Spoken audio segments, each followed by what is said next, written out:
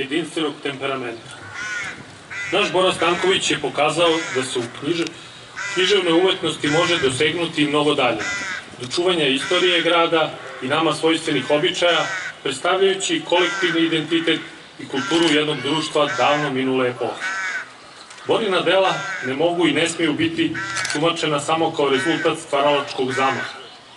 Na stranicama njegovih radova slova su zanavek sačuvala običaje starog Vranja, škripanje kapidžika, dert i sevdah, pesme uz koje se slavilo i tugovalo u gradu vrele južnjačke krvi.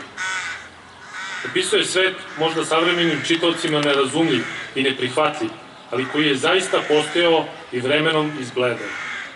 Život koji nismo mogli da upoznamo, spoznajemo sada zahvaljujući njegovim delima. U njima, baš kao i mi, i naš dijalekt ima svoje mesto. I dok su jedni osporavali i nipodaštavali upravo takav stil i jezik, od kojih on uprkos kritikama nije odustao, drugi su u njegovim rečenicama uočili baš to nešto lično, od čega duša zatreperi. Zato je nužno i neizbežno da u stihijskom naletu inovacija koje nameće moderno doba ne zaboravimo Vranje koje je nekad bilo. Da kao što Bora naš jednom reče, ponekad i mi zatražimo ono staro što greje srce.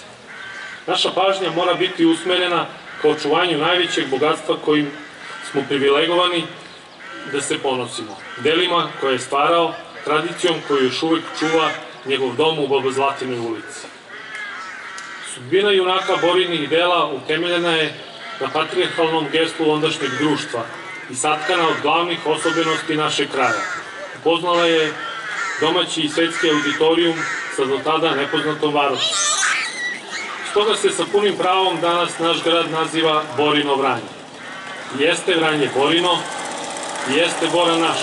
Njegov život je život naših predaka, a njegova dela jedna od najvrednijih istorijskih tekovina koje imamo. Ona su zlatna nit koja nas i dalje veže sa duhom starog Vranja, u kojem su se rađale ideje najvećih piščevih ostvarenja, sa ognjištem gde je danas duša prošlih vremena i posebnost našeg i Borinog zavičaja. Neka nam iz tog razloga Borini književni dani još mnogo godina budu deo tradicije i kulturne riznice našeg grada, u znak zahvalnosti za književnu umetnost koja je ostala da živi večno. Hvala.